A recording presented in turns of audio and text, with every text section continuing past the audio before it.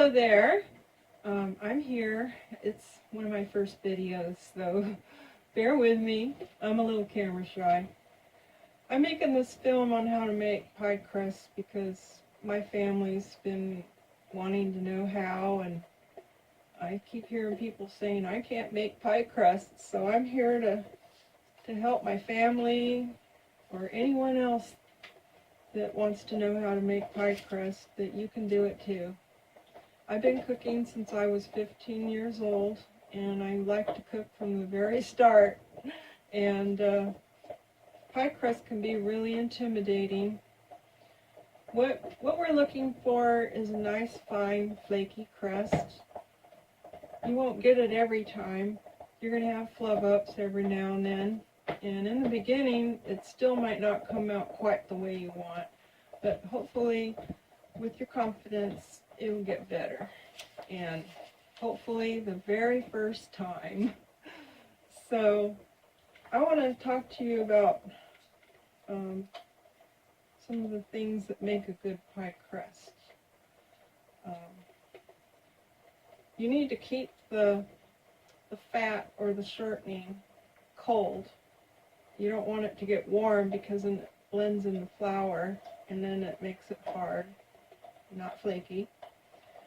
You don't want to add too much water because that'll make it hard and not flaky.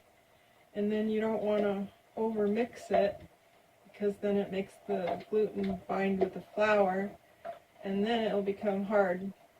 So the things that make a good pie crust are having ice water. Make sure it has ice in it.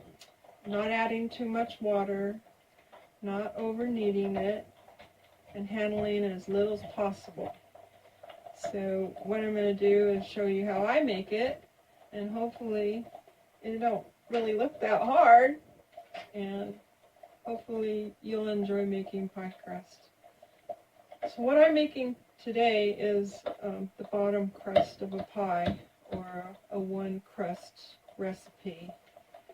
And what you're going to need is 1.5 cups flour, and you're going to want to make sure the flour's fresh because flour gets rancid and it tastes ugly.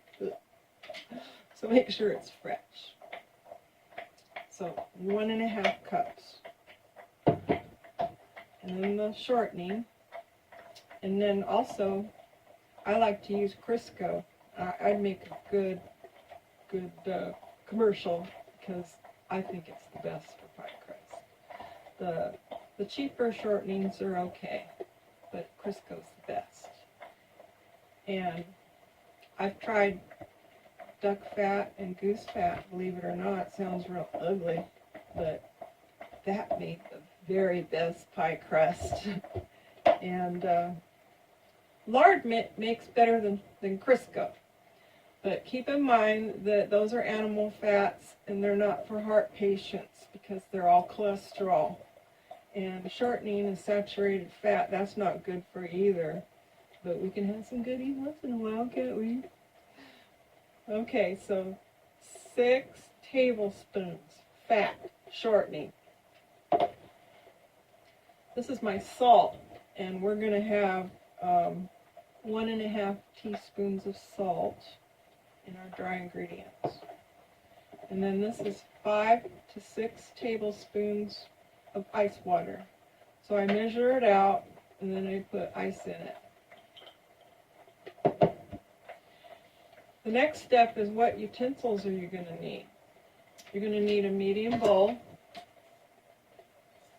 or a big bowl, but not a small bowl. And then to mix the fat into the flour, because you're not going to want to touch it with your fingers.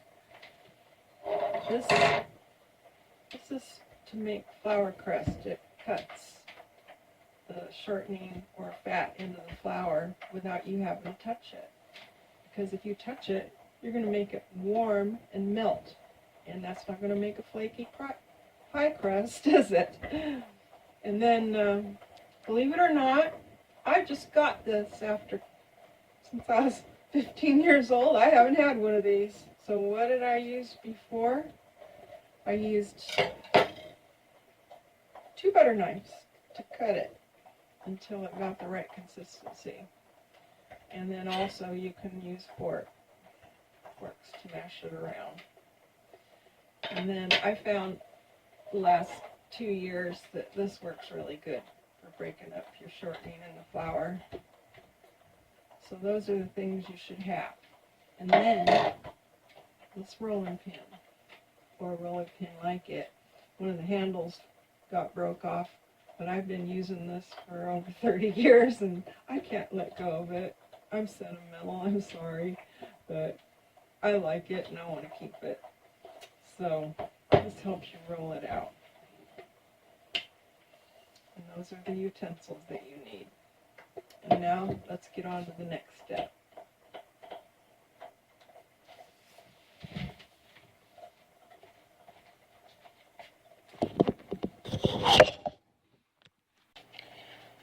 All right, here we are. We're getting ready to make the crust. So let's pitch in and see the show.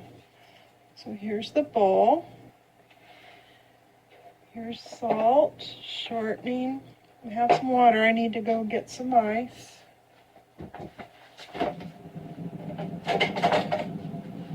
Got to put a couple cubes of ice in there. There's 6 tablespoons of water in there. Get it nice and cold. That's very important. Here's the 1½ cups flour. And then here's the measuring spoon. I'm going to put 1½ teaspoons of salt. There's 1/2.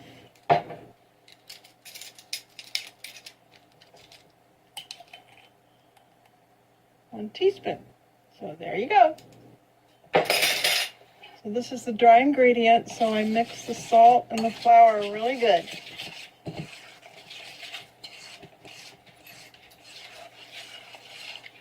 I have a pity dog here. He's real curious about what I'm doing. He's watching everything I'm doing. Oh, he decided to bump the camera too. Okay, that seems like it's mixed really well. And then we're going to put the shortening in. And this is 6 level tablespoons. Here's that pastry cutter I showed you. And here we go. We're going to chop it in. It goes really fast. And what you're looking for is you want your flour to look like it has rice in it. So that's how the shortening should look. I have to do this. And just keep chopping. And I kind of stir it too while I'm chopping at it.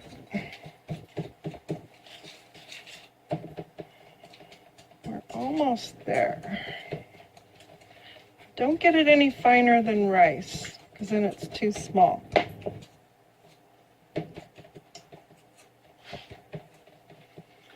Okay, this looks pretty good to me. I don't see any big blobs of shortening in there. Now remember I said you want to be careful not to get too much water in there so the dough's not too moist. We're looking for flaky crust.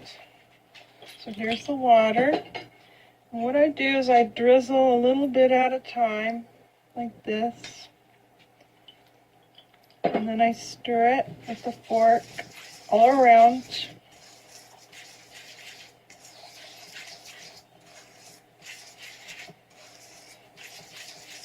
And then I add more water, drizzle it around, stir it again.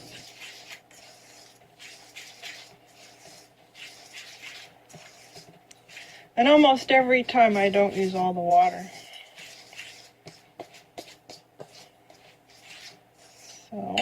to add some more.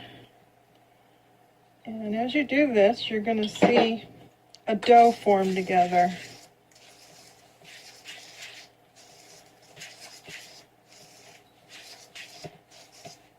More water.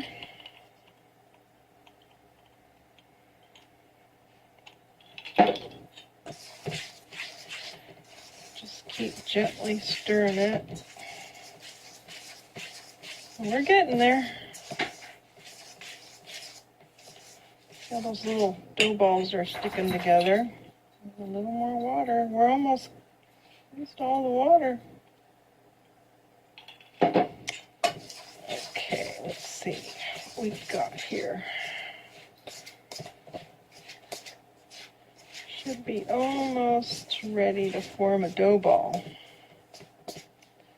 See how it's kind of dry on the edges here?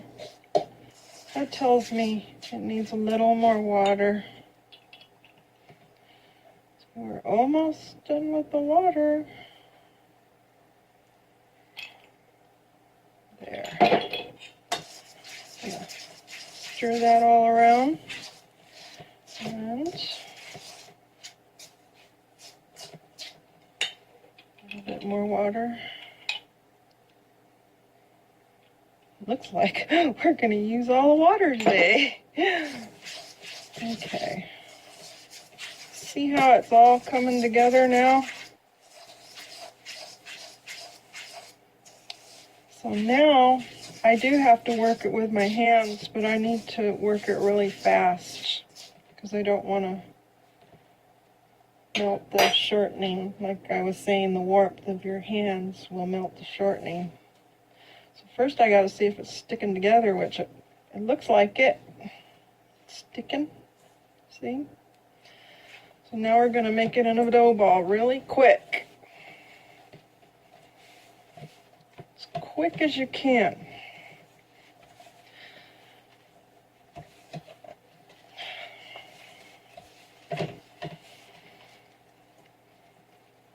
All right. And the way it's kind of fallen apart a little bit is kind of good. And that's pretty much the way I want it. So I'm going to get a container now. One of these works really good, a plastic container. And put it in there. Put the lid on. And then we're going to put it in the refrigerator for 30 minutes. So when that's done resting, we'll get back to you. But I also wanted to tell you that resting in the refrigerator makes the dough get cold again, and it helps the water to spread out even in the dough. Okay, we'll be back.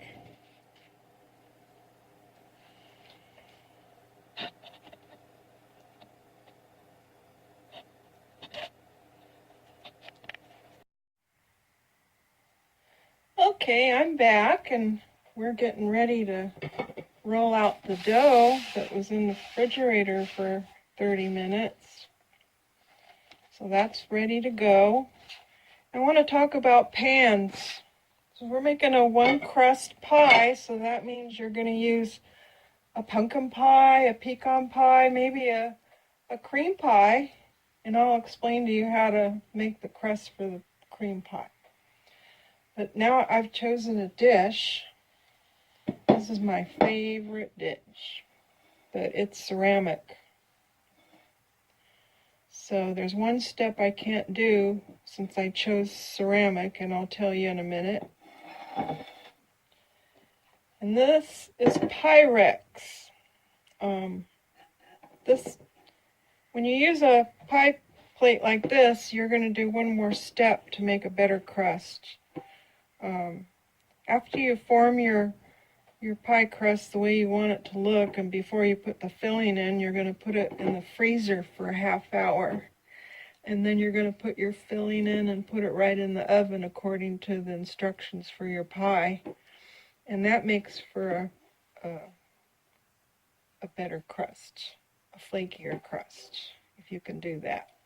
But if you choose a ceramic like I did, You can't do that because after you take it out of the freezer, put it in the oven, it's probably going to crack this plate. So I'm not going to do that. So now I'm going to roll out the dough. And I'm going to have a bag of flour nearby and sprinkle a good amount of flour here. And then I'm going to take the ball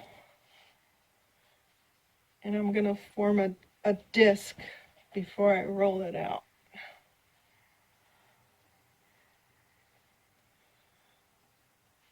Because that'll keep it from cracking on the edges. And I kind of do this. And then I'll turn it over and push the flour around a little so it don't stick to the counter. And then I put more flour on top. And now I'm going to start to roll it. And your goal is to have your dough 2 inches wider than your pan. So here we go.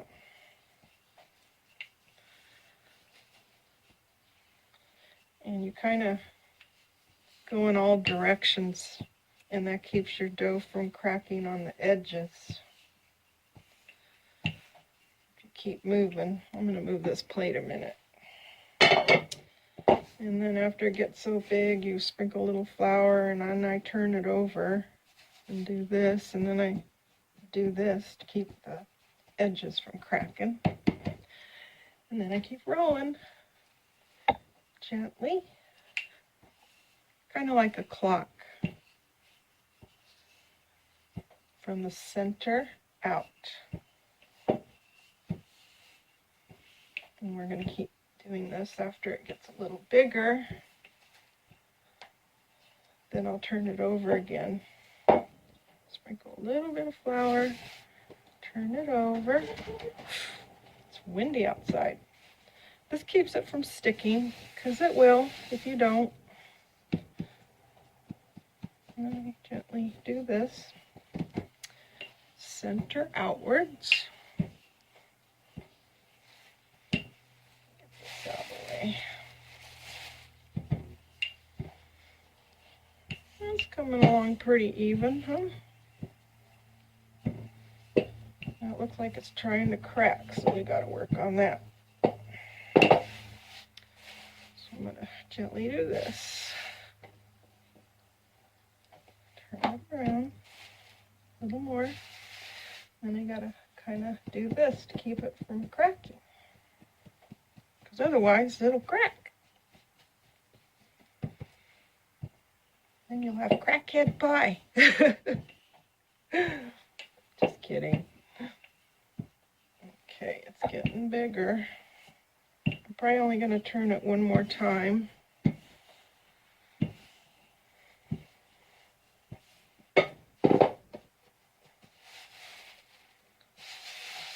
Okay, now I better put more. A little bit more on the last one.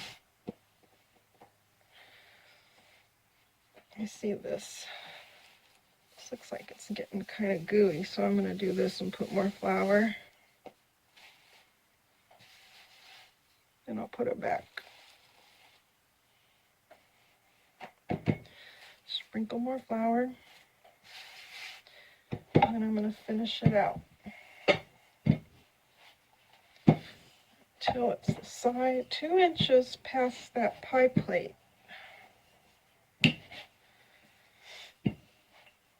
In this recipe, most recipes say 1 cup, but I like my dough thicker, and I like to have a little extra to play with. So 1 cup just isn't enough for me. So this is extending about 1 inch, so I gotta work harder. But I think I'm gonna have to turn it again, or it's gonna stick. Okay, 1 more inch.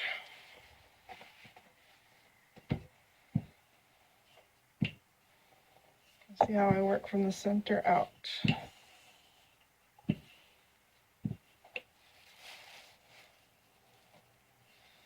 I actually like having one handle. gives me more room. Okay, let's see if that's 2 inches.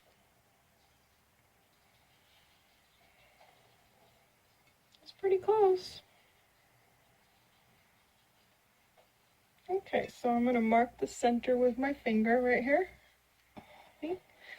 And then I'm going to sprinkle it with flour and then fold it where that dot is that I touched.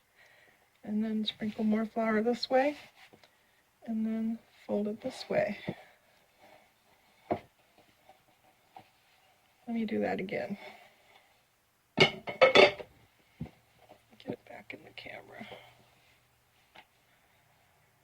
Okay, so I marked it with my finger and folded it, sprinkled a little flour, and then fold it again. So it's a quarter. And then I'm going to put it in the plate in an actual quarter.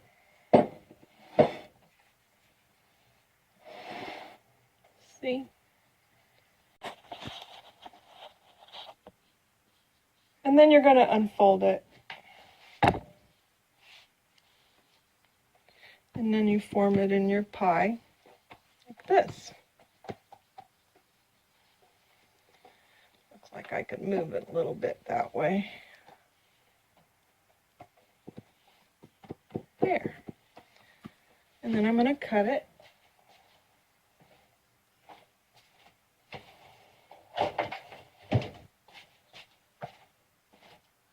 I'm going to cut it about a 1/2 inch below the lip of the plate.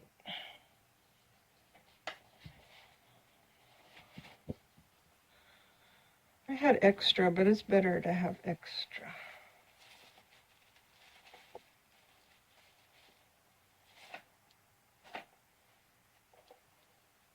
Okay. Then, after you do that,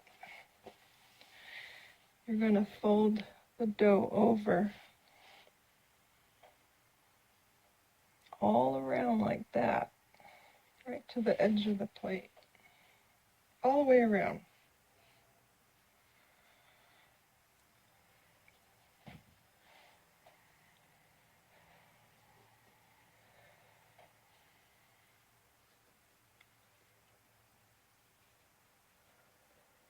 Got a little dry right there, but that's okay.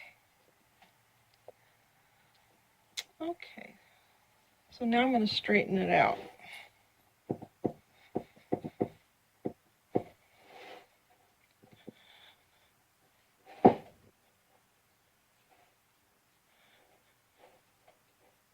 The next step you're going to do after you form your crust is go ahead and follow your recipe. If you're making a cream pie and need to cook the crust first, you're going to take a fork and put holes all around the crust on the sides, about a 1/2 inch apart, and all over the bottom with a fork. Otherwise, it'll puff up in a ball and you won't be able to put any cream pie filling in it. And then you bake it in the oven according to the directions, which is usually 350 and until it's lightly golden brown. And that's how I'm going to cook my pie too, when this crust is light golden brown. I'm making a pecan pie today, so I'm going to bake it at 350 for an hour. Okay, so this is pretty fancy. So now I'm going to make a pattern that's my favorite, and I use a spoon. And I don't have close-up right now, but you take your spoon and put an indentation and then move it down one more time and make another one. And you go all the way around and it comes out really pretty. This is just one of my favorites. Show you what it looks like. Looks scalloped. So I'm going to do that all the way around. And I've got my filling ready to go and my oven's preheated. And after the pie's done, I'll show you what it looks like. And I'll slice a piece and you can see the crust. I'm going to finish this all the way around before I go, so you could see how I do this.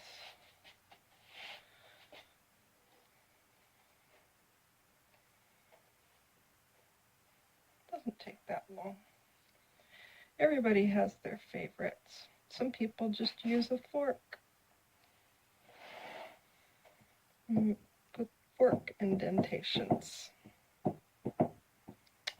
There we go. Okay, ready for the filling, and then I'm going to cook my pie, and I'll get back to you.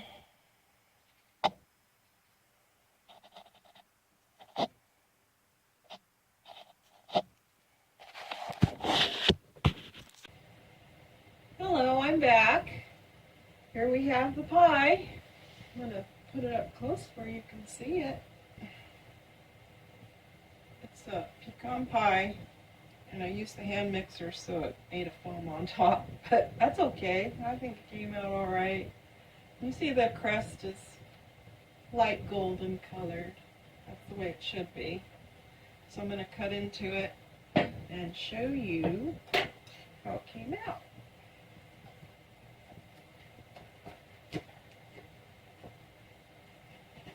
My next video is going to be for 2-crust pie, and then I'm going to demonstrate making an apple pie. So you're going to get 2 recipes in one. So that's a plus. And I'm going to make that before Christmas, and that's the year 2017. And here's the pie.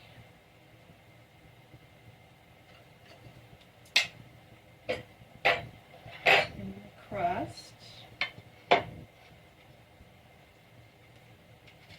It's pretty flaky. See? Not bad. So there you have it in a nutshell. And I forgot to tell you one real important ingredient that you need to put in there to make your pie taste real good, and that's love. Don't forget. And like and subscribe my channel. Thank you.